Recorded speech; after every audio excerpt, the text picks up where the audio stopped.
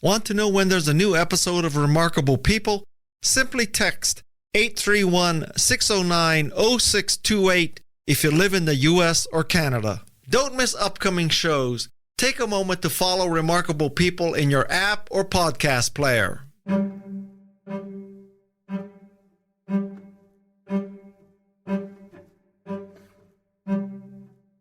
I'm Guy Kawasaki, and this is Remarkable People. We're on a mission to make you remarkable. Helping me in this episode is the remarkable Christina Maslach. You will not find anyone more knowledgeable on the subject of burnout than Christina. If you don't believe me, her work is the basis for the 2019 decision by the World Health Organization to include burnout as an occupational phenomenon. Christina started her psychology career in the early 1970s, and her work would lead to the co-creation of the Maslach Burnout Inventory. This is the measurement system for professional burnout that is still being used today. She is currently a professor of psychology at the University of California, Berkeley. She has taught there for nearly 50 years. She is no ordinary teacher because in 1997 she was named USA Professor of the Year. She's the co-author of a new book called The Burnout Challenge: Managing People's Relationships with Their Jobs. Ariana Huffington, another Remarkable People guest, loves the book. I quote, "The Burnout Challenge offers tips and tools needed to evaluate problems and implement solutions. Vital reading for today's and tomorrow's leaders." I'm Guy Kawasaki. This is Remarkable People. And now, here is the remarkable Christina Maslach.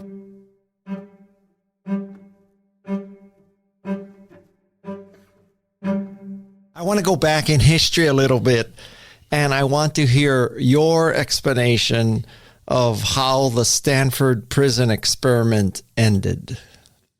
It ended when I went down to visit the prison one evening because Phil had asked me if I would come in the next day to do interviews of prisoners, guards, or whatever. And I said, sure, I could do that. So I came down the night before and was sitting waiting for Phil to be done and chatting to a nice young Stanford student. And later on, when Phil said, take a peek into the yard, I realized that the nice young student I had talked to was actually the epitome of aggressive behavior to the prisoners. He was the guard, nicknamed John Wayne by the prisoners. And so that was like, whoa, what was that? He really had changed into a different kind of person, had put on an accent and so forth. And then later they brought the prisoners out in a line to take them down to the men's room to go to the bathroom before they went to bed that night. And each one of them had a paper bag over his head so he couldn't see where they were and where they were going. And, hand on each other's shoulder in a line, and the guards snickering and yelling at them and maybe tripping somebody or something like that. And as I watched this, I just got sick to my stomach. I couldn't watch. This is awful. People treating people like this. And everybody, including Phil, but there were other people there, and then everybody was saying, what's wrong with you? You're just getting your PhD. You're supposed to be interested in human behavior. Look at this behavior. Why are you upset? Why are you having a problem? And it all sort of made me feel what's wrong with me. But I really just thought this was not right. And so Phil and I left to go out and get a cup of coffee. And over coffee, we had a huge fight just because it seemed like on polar opposite sides of, like two cliffs over a canyon, and we were on opposite sides and saying, who are you? Why do you do this? How could you? This doesn't seem right.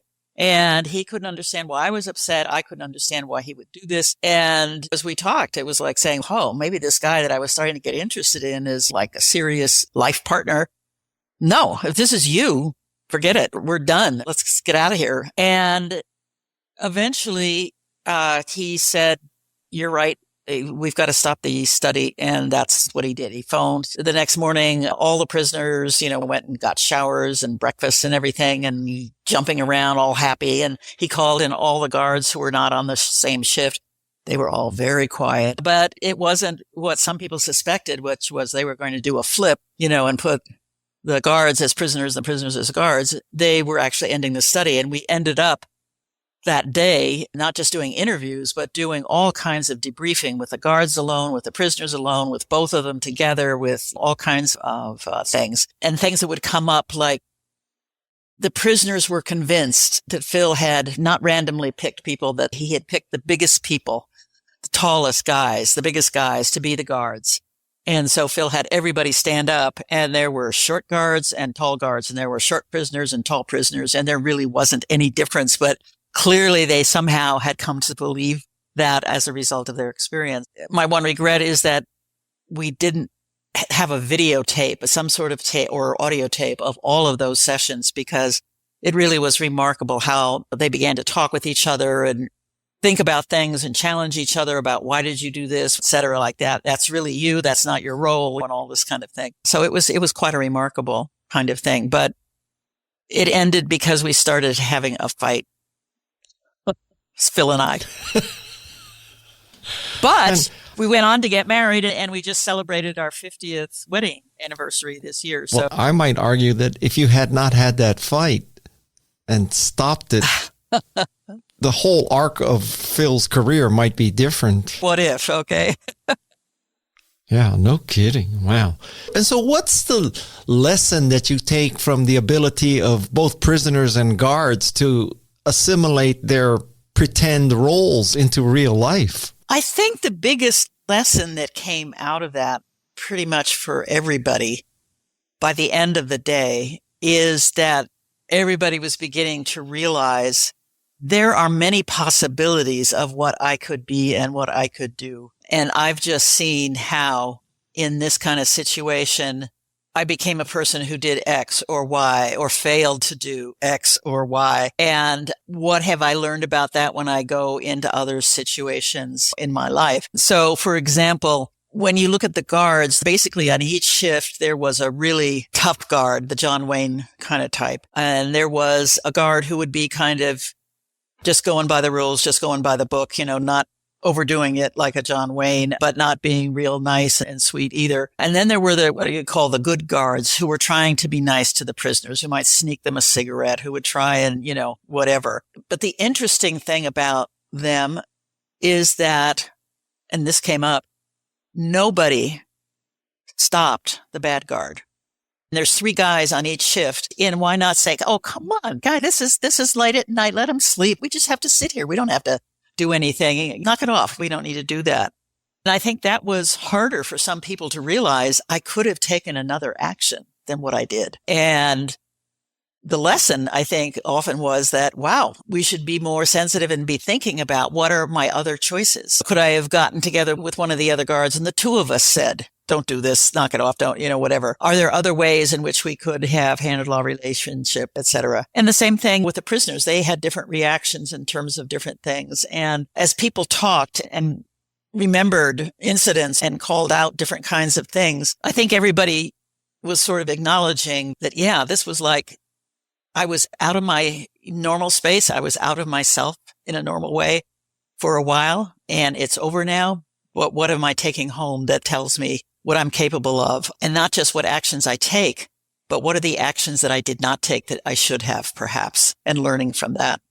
So it was really pretty awesome.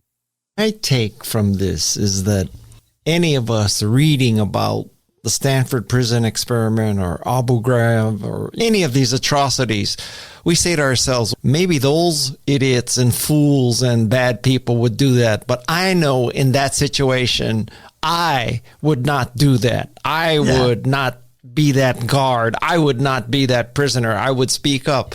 But you truly don't know what you will do, do you? You don't. And in some sense, that's a harder lesson to learn, because in the lesson we should be taking, say, from the Stanley Milgram or the obedience experiment or Phil's prison experiment or Ash's conformity study, is that the behavior seems unusual, that people would do that they would say things that weren't true, even though they knew it was a lie, or they would have not gone on pressing buttons in the experiment and be a guard or a prisoner. And the lesson that comes out is that the vast majority of people did. So I probably should recognize that I might be one of those majority. And if I am more aware of the fact that I probably would be like most people. That's what I should learn because most people did that. Does that make me more aware of the possibility that I might not do it? Because I realize that if I get involved in this, I'm not going to be able to stop from doing these other kinds of things. I agree with you. I mean, it's sometimes a question on an exam in a class. If you were in the Stanley Milgram study, would you go all the way on the shock box? And everyone's saying, no, I would not, kind of thing. But the lesson is, most people did, and you will probably be there. To bring us right up to yesterday, I bet you there are many CEOs and entrepreneurs saying, I would never lie like Elizabeth Holmes. But you know what?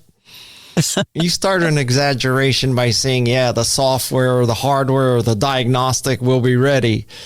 And then you tell a lie because you don't want to lose financing or something. And next thing you know, you have a 12-year prison sentence, right? I mean, every CEO is saying, I would not be like her, but that is not true. It's a good point. And rather than trying to say, I would not, or whatever, it's actually the more important question is, why did she end up doing that instead of being more truthful? Why did she?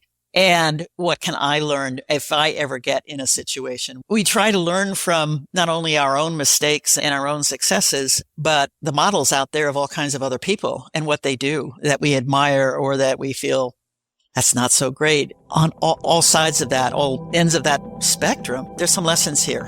What can I learn from that? And we do it in other kinds of things like, I wish I could be a better teacher. And you look at how other people do lectures, or work with people in a seminar.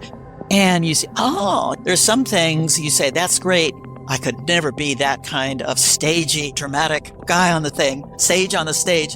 But I like the way he does those kind of examples and how he illustrates the point. So maybe I could learn from that. Or she is really great at handling tough questions. And I learn from that. And so we can learn from each other in a lot of ways that I think ultimately can help us hopefully make better choices in our lives as we move forward.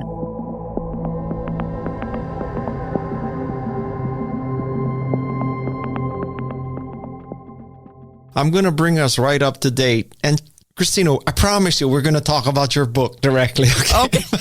I got one more orthogonal question. Okay. Which is, speaking of, maybe this is another kind of prison.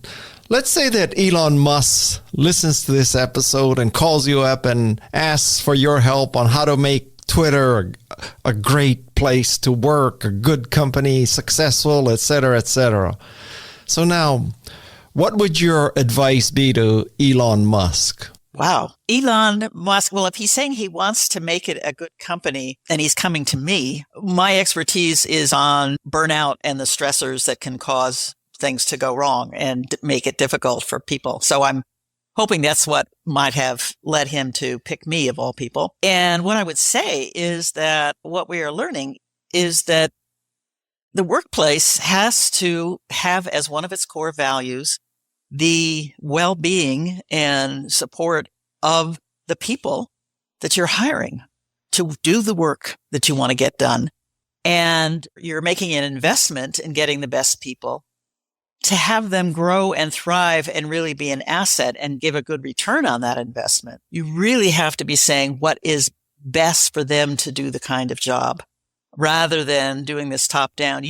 I own you any hour, whatever. You're going to have to sleep in the office. If I call you and say 15 hours, you've got to get going, you go. Focusing on another goal, it's not taking into account, is this actually in the best interests and health and life of the people who are working for you?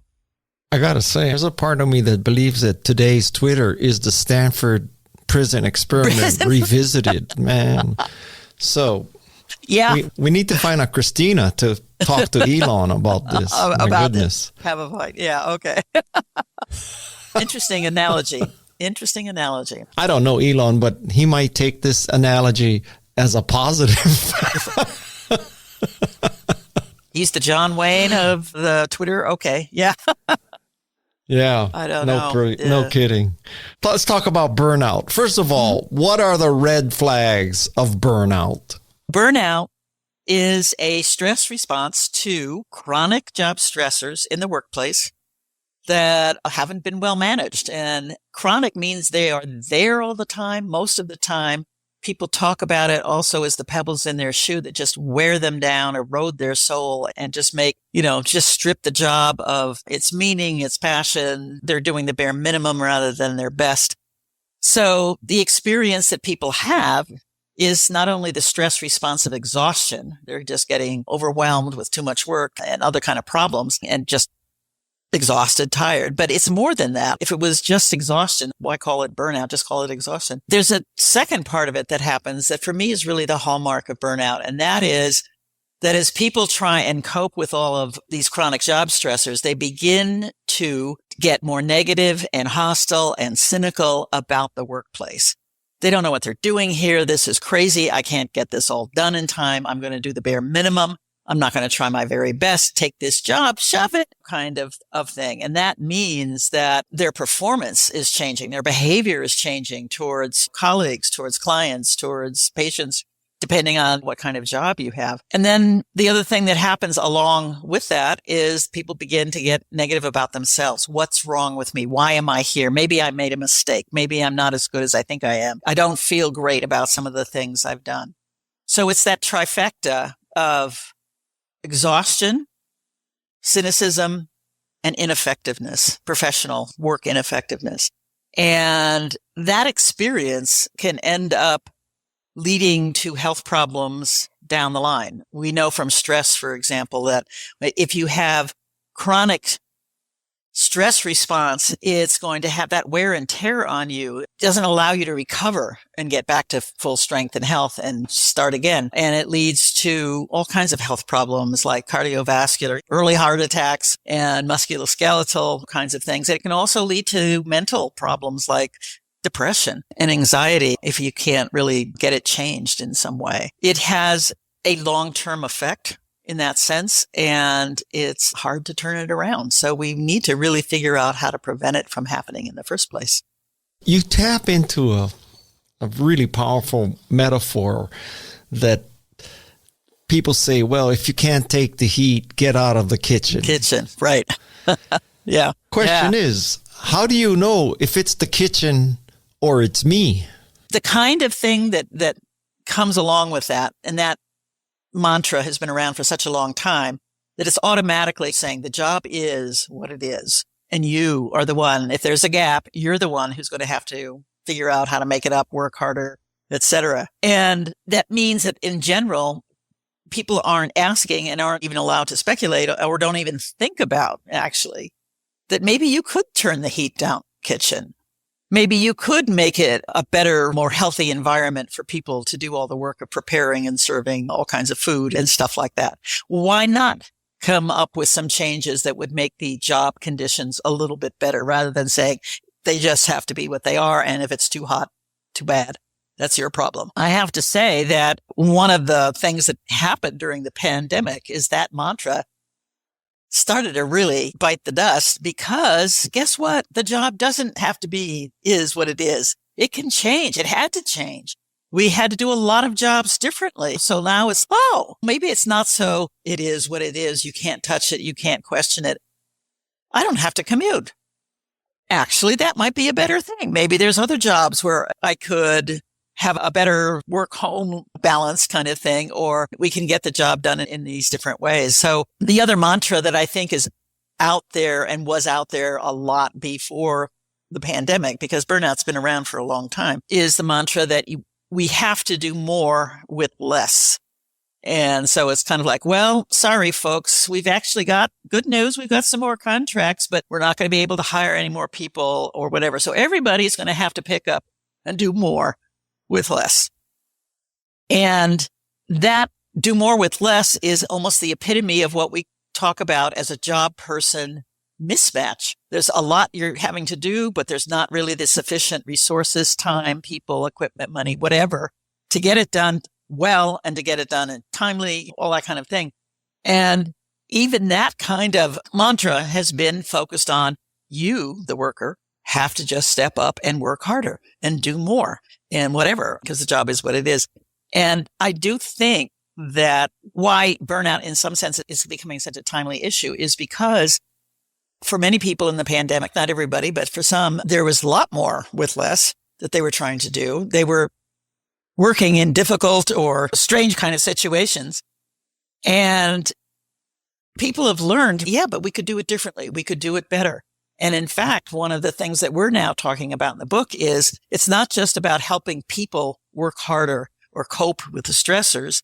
It's about changing the stressors themselves and making the job environment a better one that actually helps people thrive and grow and get better and enjoy their work and proud of what they do. And so we've identified areas where that mismatch between the workplace, the job conditions, and the worker are more likely to lead to burnout. And the solution is not simply to help people cope. It's not bad to help people cope. You're still leaving the stressors as they are, chronic, not well managed. So first and foremost, this is a management issue. How do you make a healthier, better environment that actually allows you to get the best from the people you hire?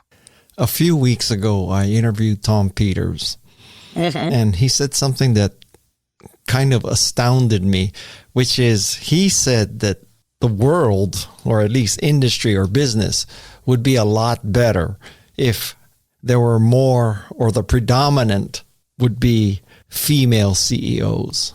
Do you think that's true? I would want to ask, why does he think that? What was his reasoning behind that kind of statement? I'm putting words in his mouth. But Oh, okay.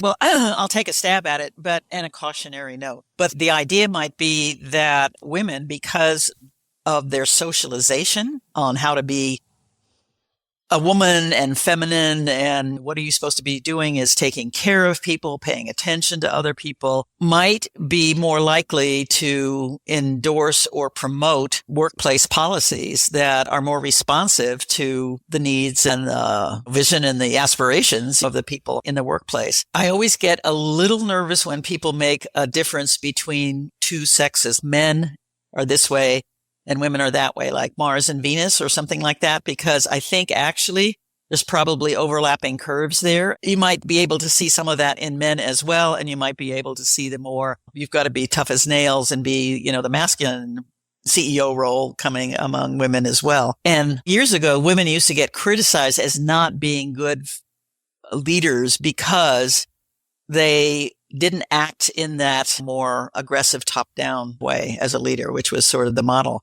There was always this thing that you were getting hit on both sides for being a woman. We don't have enough of them here, but they aren't very good anyway, and this is not the role for them. So I'm assuming he's thinking that maybe they will bring more of the values that, say, one of our business values ought to be the well-being of the people we bring into this company, and make sure that they are given the best kind of environment to support the work and the ideas and the contributions that they can make. And the analogy, or a different kind of analogy I would make, is that of a beautiful plant, a rose bush or a tree or something like that.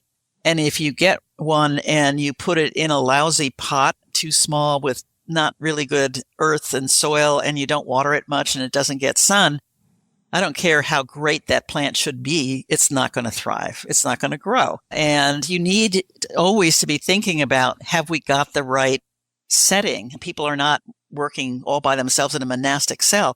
There are all kinds of things about the job, other people, the goals, all of these things that you have to manage to make sure that you're getting the right things done, and maybe even getting them done better. What are the kinds of things that matter to people? And what we have found is that having a good match between the job and the person in terms of basic core psychological needs that all of us have in life, not just in the workplace, but anywhere, that we feel competent, that we feel we have a control and autonomy over what we're doing, that we feel we belong to something important and are a member of this team or this group, that we get along, we work well with other people, support them, they support us, we work out disagreements and figure out how to move forward. It's fair treatment, and we believe we have meaning and purpose and values that we're saying, God, I'm glad I'm here doing this.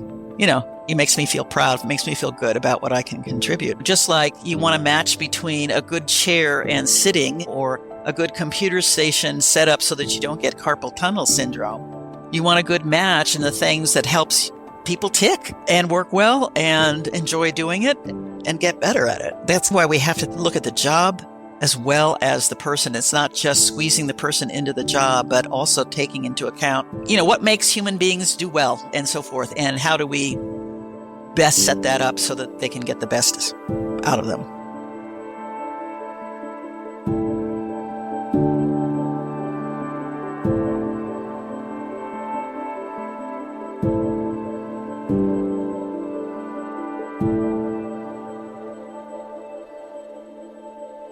Just for the record, my interpretation of what Tom Peters said and what you said is that most men are assholes in a sentence, but we don't have to go down that path. So let's say that you're on the outside looking in of a company and they're recruiting you, you're trying to get hired, whatever the situation is. So from the outside looking in, how can you tell if this is a good kitchen? Is it reading glass door? How do you suss out the environment? The environment, yeah. It's a great question. I'm not sure I have all the answers on that, but I think what you want to do is look for a lot of signs of what seems to be working well and what doesn't. Are people friendly and cordial and helpful? Or is it really silent and nobody wants to talk to each other or answer questions? Do you have a chance to actually interview people or ask people who know people who work there what they think about it? Are there signs around that? What kind of messages is the company sending? Are they having all these things about grit, on the wall? Or are they having other things that really say who we are and what really matters here? And if you see something wrong, let us know, etc. When people are beginning to get stressed, they often tend to pull out, pull back, not show up, be quiet, just try and keep their head down, do the bare minimum so they can still get paid and get out of here. Absenteeism, not showing up, errors, more problems, mistakes. If there's not a good sense of a relationship between the manager and his or her people, is it, again, part of the top down, or are they actually working more as an advocate for my group to make sure that everybody is getting what they need to do the job? So I think looking for a lot of those kinds of behaviors about, does this environment really support and invite people to come in and experience some positive emotions? That's another core need that we have. Do people ever laugh, joke, some fun, or is it really keeping quiet and so forth? So trying to look for those kinds of signs, and particularly if you have come from another environment that is different, how does that compare? Is this better? Not so much, interesting kind of difference. But asking questions about how do we do these things here and what happens with and all this kind of stuff, I think helps get a sense of more what that kind of culture is. What we're seeing often in recent years, and again, even pre-pandemic, was this kind of hustle, extreme culture that was a fear culture. You don't dare say no. If someone says, we want you to do this extra work, we want you to come in on your days off, where people feel afraid to talk to other people about, a little stuck on this problem, I could use some advice or another pair of eyes on this. Because immediately you're being judged as, not 100%, you're not so good. And people often talk about wanting to be able to talk to someone else about the job or questions or something or a bad day or whatever, and feeling afraid and feeling that they cannot turn to anybody.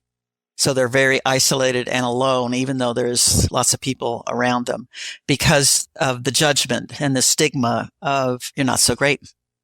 You could be fodder to be thrown under the bus. And so people say things that aren't true and lie about how things are going on and looking for other things and how to get out of here or change it.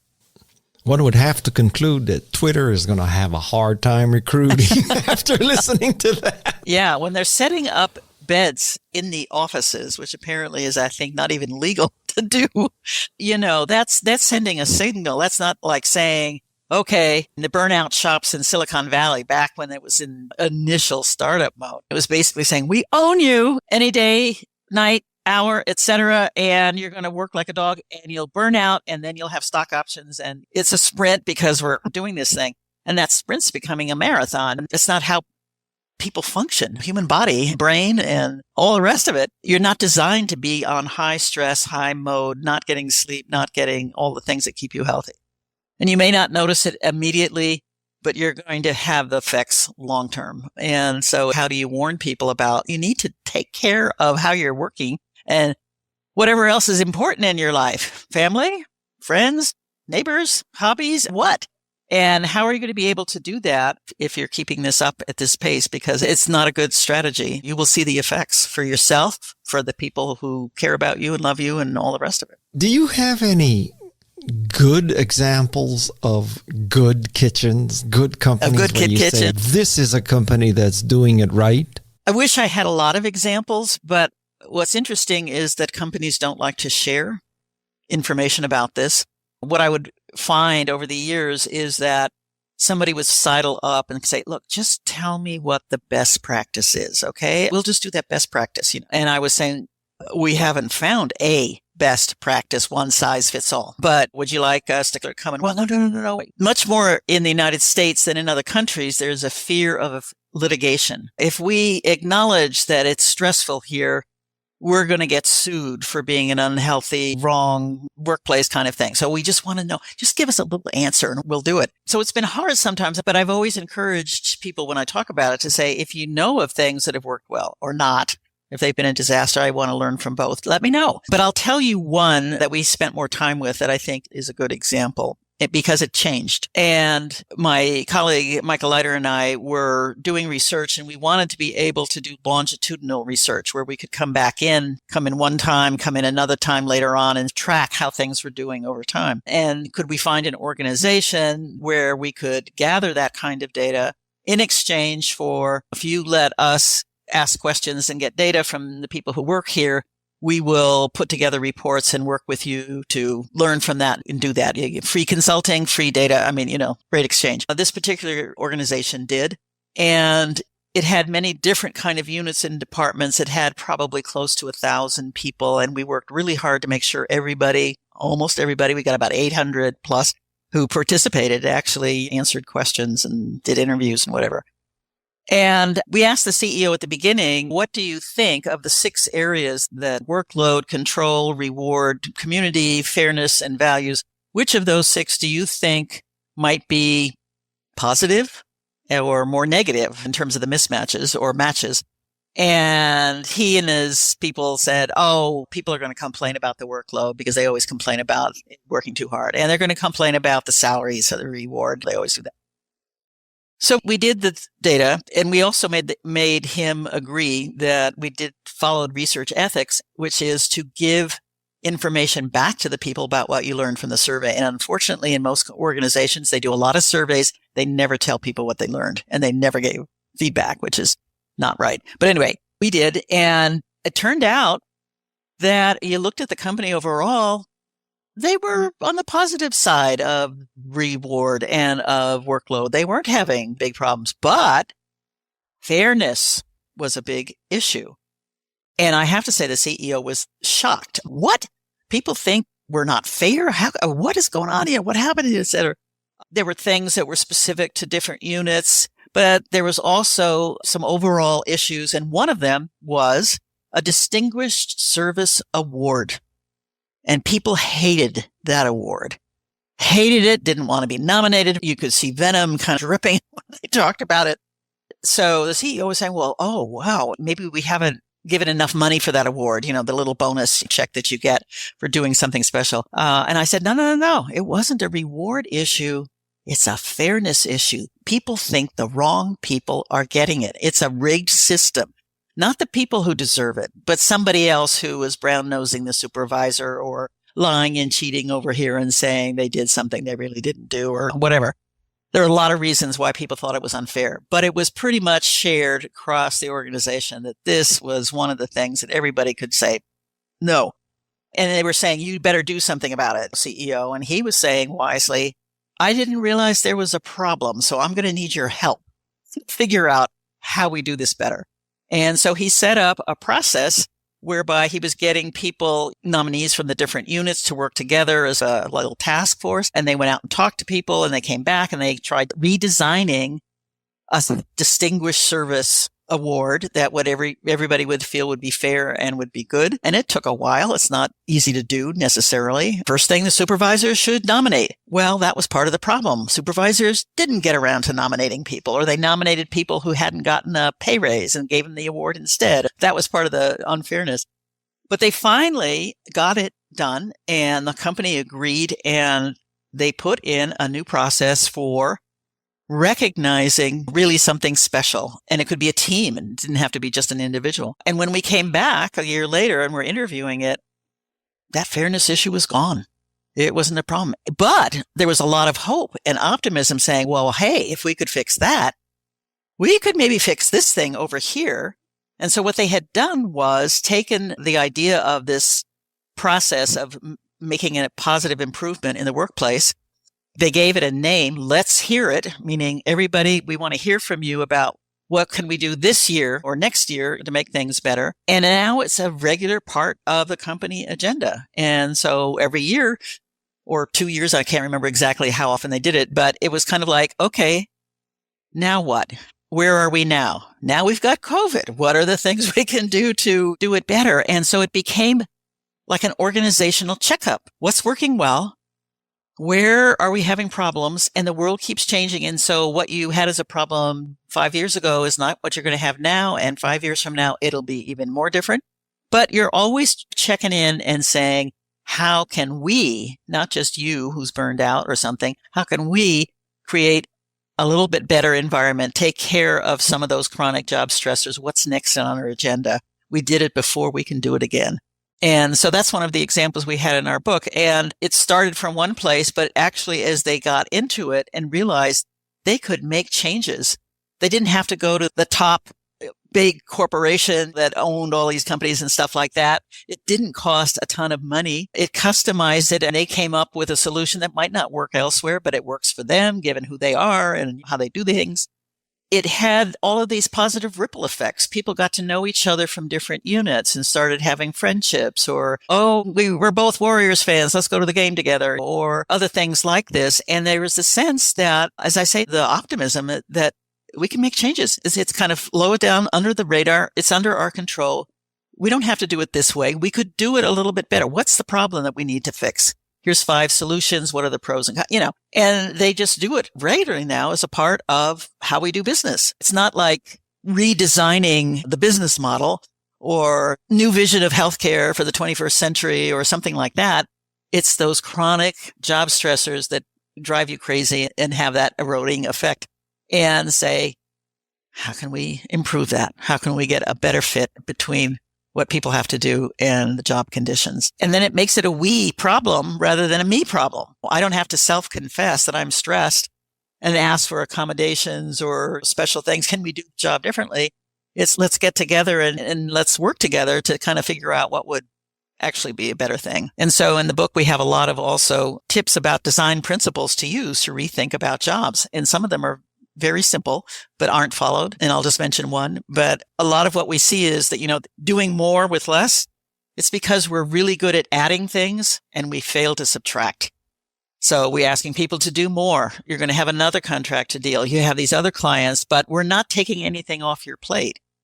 Even think about it or even raise it. So what do you not need to do? Or what could we streamline? Or is there some stuff that now is just administrative nonsense because we've just never questioned why we do it, and now we should realize we don't need it anymore? How do we actually do a little bit more spring cleaning, not just add, oh, and by the way, do this too.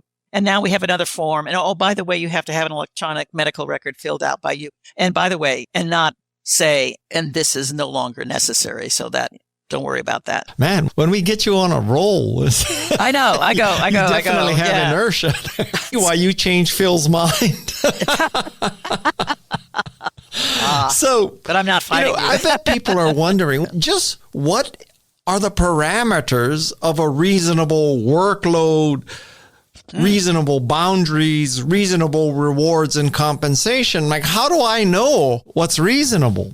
It's a good question, and I think it's partly what you might expect given your other experiences or what you've heard is the norm or something like that. But it's also the case that some of this you only learn by being a part of this. And the question is, if it's not good, do I leave? Or if it's not good, can we fix it a little bit? Can we actually change what's happening here? For example, on reward, I mean, you think about salary and benefits, of course, but what we also find in the research is that a lot of important reward is social recognition. And the mismatch there is that you do good work and you don't get any good feedback. You don't get positive things. And it could be, you get a raise or you get a promotion or some sort of thing like that, maybe. But it's also recognition of a pat on the back, a thank you. Oh my God, you saved us with that client. I didn't realize how we were going to handle it when she kind of went off the rails there. Things that sort of say, we're so glad you did that. You were good. Could you teach me how? I really love to work with you on, that's the sort of thing. When I talk to people about good days and bad days at work, and they say that a good day is when nothing bad happens, and that's it. That means there's no good stuff happening. It's just like nobody's screaming. There's no crisis. There's no whatever. And that's about as good as it gets. Rest of the days, a lot of bad stuff. And so how do we build in meaningful ways of positive feedback that aren't like these formulaic gold star on the door or something like that? And often it involves other people, other colleagues who know the job as well as you, who have thoughts and ideas, who should be as much your best friends and not your worst enemy on these kind of things. When I've asked people, particularly in this toxic and, socially toxic community that a lot of people are working in, what kind of thing would help with regard to the stressors? And the number one response that comes up is, I wish I had a mentor. I wish I had somebody, safe harbor, a person I could talk to who's not going to blab about it, who's not going to judge me, put me down, who will talk with me, advise me, help, let me cry on the shoulder, give me some pointers, and I'll do the same for other people. But I used to have somebody I could go to like that. And now I don't know who to turn to, because it means you're automatically having to say something about less than 100%. I need some advice. This didn't go well, with this particular patient's family, or I'm stuck on this and I need somebody else, and maybe I'm just not getting it in my first run through. And that kind of social relationship that you can trust and is that safe harbor kind of thing, the mentor. I can't tell you how many people have said, I wish I had that. I don't like to be isolated and feeling that everybody around me is just going to knock me down. I mean, I've had a very different example, medical students who have contacted me on email and say, okay, you're the burnout lady, right? And I say, yes. And you have that measure? And I say, yes. And they say, they make us take your test every year. And I just want to let you know, we lie. We don't tell the truth on your test. I kind of think, oh, okay. Tell me a little bit more about that.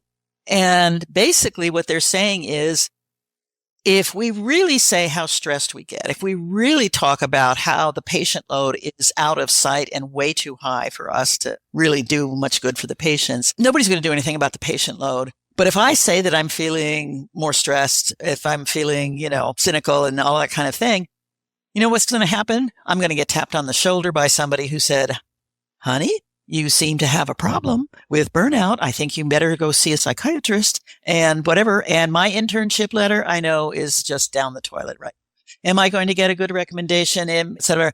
So we all lie because we don't want to ruin our chances of getting out of here and getting into a good initial position or something like that. We'll be marked. We'll be bad news. They talk about not being able to be honest and open about their training and what's happening. And they don't have a mentor. They wish they did. So that kind of hustle culture, the most important thing is how I'm doing and who earns the most money and who gets the whatever. Be the person who always raises your hand and volunteers to do extra work because that'll get you ahead. Putting down other people is really ripping apart this sort of social fabric that we all know from years and years of social science research is one of the best things that keeps people well, is that you have some people that you love, you like, you love you back, and you help each other when you can't trust people to do that anymore. People have pointed out that some of these professions where they talk about this and have burnout also have higher suicide rates. True in healthcare, for sure. Even in medical schools. Tech industry, I'm sure you knew about this, but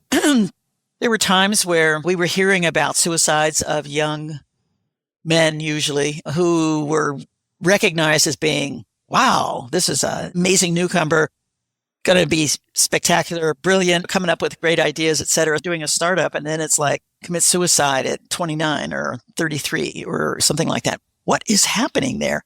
And I remember this was years ago. I was invited to speak to a conference down the peninsula, a tech conference. And somebody, I'm now blanking on his name. John, can't think of it. But at any rate, he had gotten so distressed by the suicide of one particular guy who he had talked to and was just so enamored of and thought, wow, this guy is fantastic. And when he heard about his death, went, oh my God, why didn't I see it? How come I didn't know? I wish he had reached out. I wish I could have spoken to him. I would have gone around the world, whatever it was, and making a plea to people to take care of each other. And if you're having these kind of suicidal ideation and thoughts and whatever, reach out to get some help and don't just be alone and facing all of this. And so at the tech conference, that message got reiterated and went out to the audience. And they were talking about this most latest case and this guy working about it. Reach out. And there was this big pause. And then hands started going up and people started saying, yeah, I reached out. You want to know what happens when you reach out like that? You get pushed down and people say, oh, we don't want to have anything to do with you. Sorry, bummer about that. But, you're feeling better. We'll have a beer, and not helping, but even if anything, being more damaging. And in cybersecurity, when I've talked to people there, they're saying part of it, the problem is us, the way we treat the newbies. And cybersecurity is way down in terms of the number of positions that need to be filled. It's really scary, but it's kind of like we eat them up and chew them and spit them out. And then people say, thank you. I'm going to get another job, not cybersecurity. Thank you. And so part of it is what we're doing to each other, to the colleagues, to the people in our community. And we are the cavalry kind of thing. It's not somebody else who's going to come along and help us and save us. We're the ones who really got to do something about it. So all of that kind of social thing is a big part of this. And I hear about it even more and more. And as the stakes go up, more hours, more work, more with less. And in China, what do we have? We have it in the book, the 996.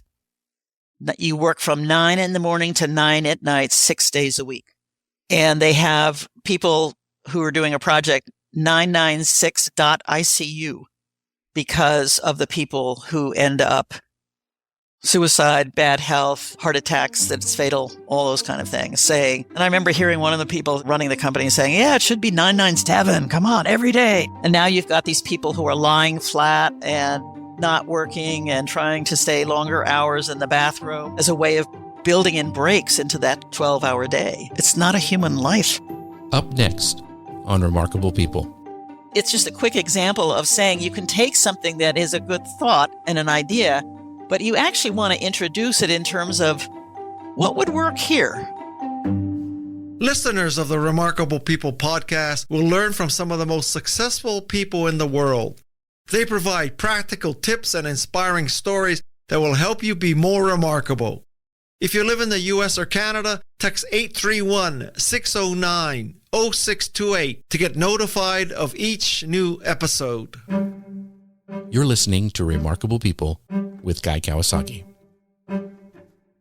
I would debate that a person can be effective 996. It's just, I don't think it's possible. No, don't get me wrong. When I worked in the Macintosh division, we probably put in 60 hours a week, but that's not 996. That's not and 996. I could only do it for a while. I won't do it now. I don't know if you remember back 50 years ago or more, there was attention to a phenomenon in Japan called karoshi. And that was death from overwork. And it was males, because men were working and women weren't at that point, and they were staying at home. But they were having fatal heart attacks, heart problems in their 40s. And if you look at more recently, it's not karoshi, what is it? Karoshijitsu, I think, something like that, which is suicide from overwork. Yeah. And it's really interesting in Japan that they characterize these problems by the work environment that's causing them, rather than saying, oh, you've had a myocardial infarction and there are all these biological things and stuff like that. They're saying it's the job conditions. These guys are dying because they don't go home until the boss goes home. They have to come in and entertain company clients every night. They rarely see their family. And when they finally do, they are sleeping all day long because they've not had enough sleep, and on and on and on in that way. So what's interesting for me is that in that Japanese culture that they've, for decades before any of us, were really talking about the work environment being, is it supportive of human beings doing their job? They were already tagging it that way. That's what you call it. What is your opinion of this magic bullet called the 4-day work week? I think it's too early to tell how much of a magic bullet it is, and also how it's going to be implemented. Is it meaning 4 days of work, period, and 3 days off and you don't? Or is it 4 days of work in the office, but you have a 5th day at home? There's variations, I think, on this that we really need to understand and how that's going to work out. Does it mean more hours in those 4 days so that you have more time for other parts of your life? So what the trade-offs are and how that's done is still not entirely clear to me. But I think the assumption is that, ironically, one of the best set of coping techniques for job stress is not to go to the job. Don't work. Take a break, take a vacation, take a long weekend. It's all about not working, which begs the question, what is going on in the job that the best thing you can do to recover from it is, or to cope with it well, is not to do it. So the 4-day week is another variation on some companies saying, well, we're going to just shut the company down for a week. Okay. We won't work. Everybody's off. Get a break. We'll come back. Burnout will be gone. And I usually say, no. People may, if they have a better break, depending what they do during the break in terms of sleep and rest and having fun and being with their people they like. But anyway, assume they do that. When they come back, if it's the same stressors, you're going to start the thing all over again. So it's getting away from it, but it doesn't necessarily help make it more positive in terms of the chronic job stressors. So I think that's still, it's not just about 1 day less, but it's at least thinking about a change in the job working conditions. So it's a starting point. But a serious lesson I have learned from all these years is that there are a lot of good ideas out there, but it's how you implement them that actually makes the difference. And so people can take something that should be a good thing and implement it in a way that it becomes a drag and a bad thing and an extra burden on people. What's wrong? Was the idea not good? Was it the way it was customized? Was the way it was introduced? There's a lot of ways you can do it the wrong way. And I remember, as a little anecdote, I was with a number of people in healthcare, leading healthcare. We were doing a special symposium roundtable thing. And one of the people had been doing a lot of research on burnout with physicians. And one of the things they had done and published articles on was how they had arranged something where small groups of physicians could get together after work and go out to dinner that was subsidized by the hospital or the clinic. And they had time to get to know each other better and develop some friendship and not talk about business. And it was touted as this is an interesting way to build greater support and relationships and stuff like that. One of the people who came in the morning for our morning taping session in this symposium was a woman from a hospital on the East Coast. And she was yelling at the top of her voice and said, I can't believe it. The CEO of our hospital just sent out a memo this morning saying, you've got to go out and have dinner with other people. And here's the restaurants and the menu. And then you've got to bring back the receipt to do it. So you want to do it now. And she was saying, I have kids and a family, and I don't want to go out to dinner. I could do lunch, but this thing is like, you're going to do this way. And this was this woman yelling. And here was the guy who had done the research and published this. And he was saying, oh, no, really, it's a good thing. And she's saying, yeah, but don't tell me that I must do it and I must do it that way. And what? And if I don't do it the way the CEO wants, what am I going to do? Am I going to get punished? So at any rate, it's just a quick example of saying you can take something that is a good thought and an idea but you actually want to introduce it in terms of what would work here with us. Does anybody want to say this is something we should explore?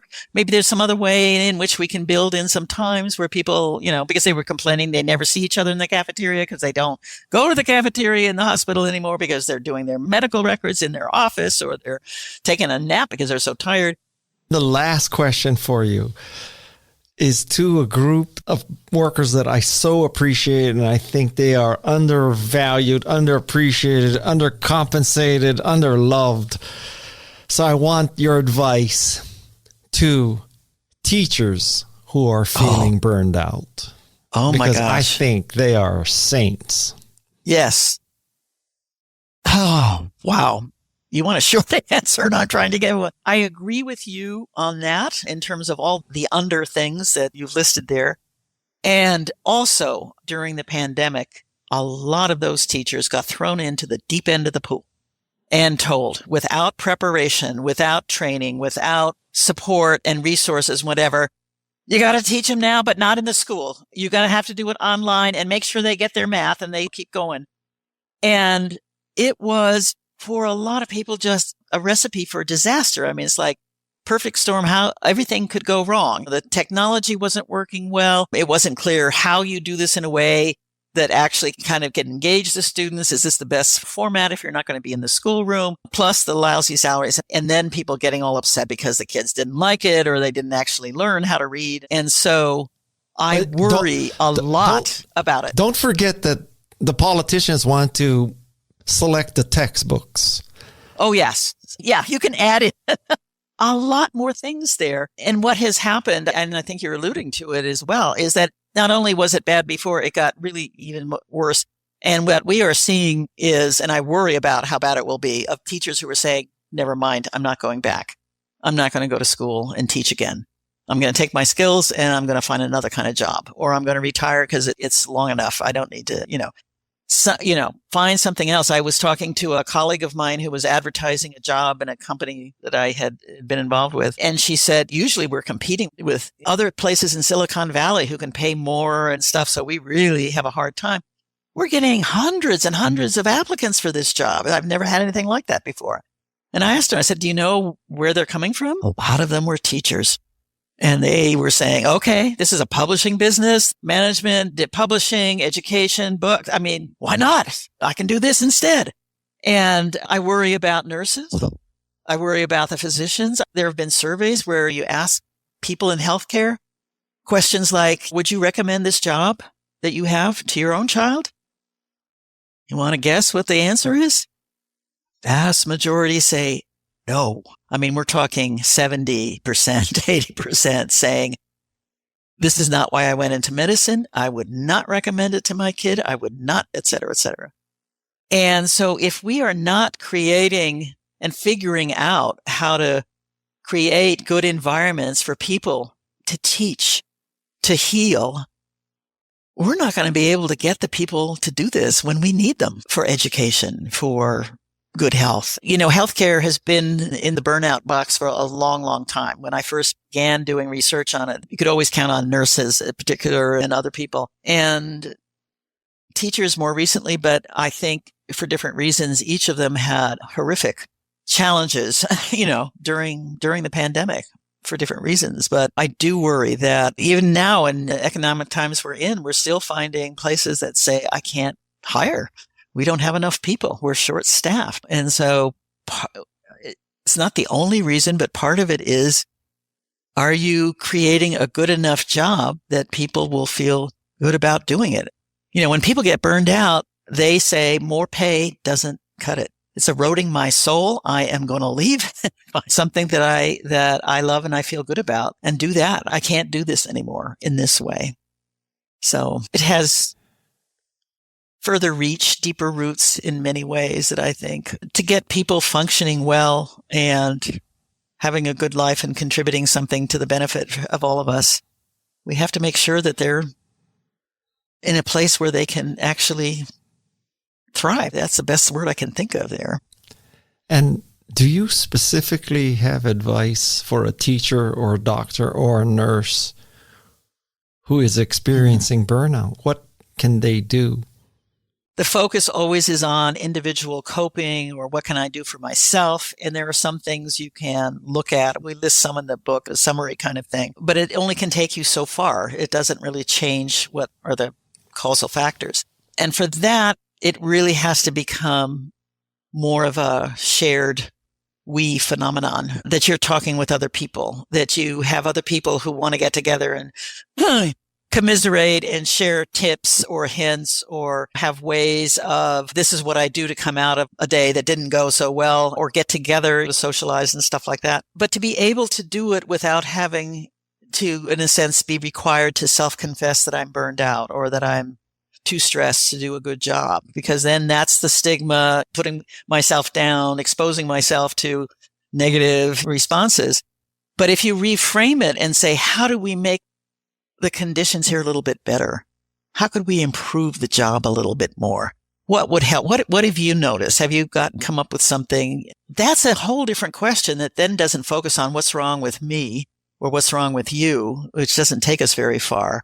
But how could we begin to take a little bit more control over our setting and figure out ways that we could actually improve it, change it a little bit, make it more our own in some way? What would help us collectively? We even have an example in the book where somebody heard me talking about it and called up to ask about it.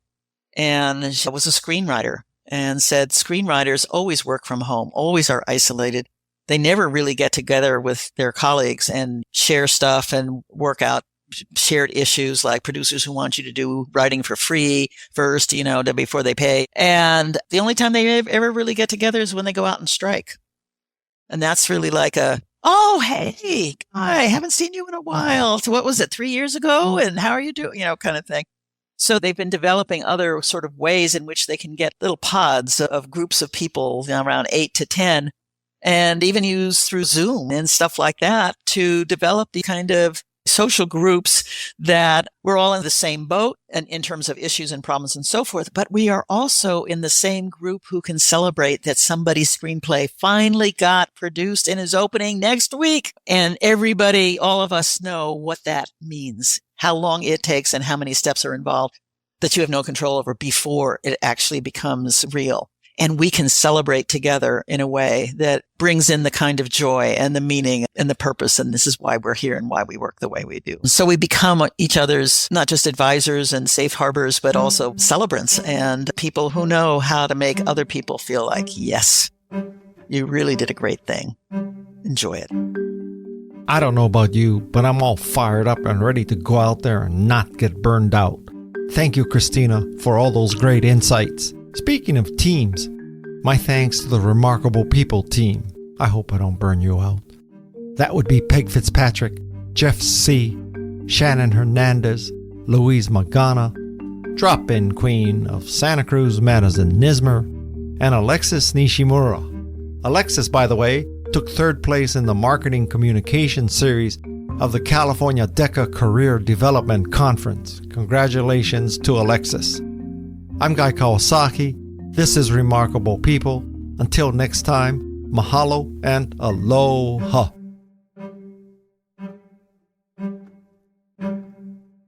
This is Remarkable People.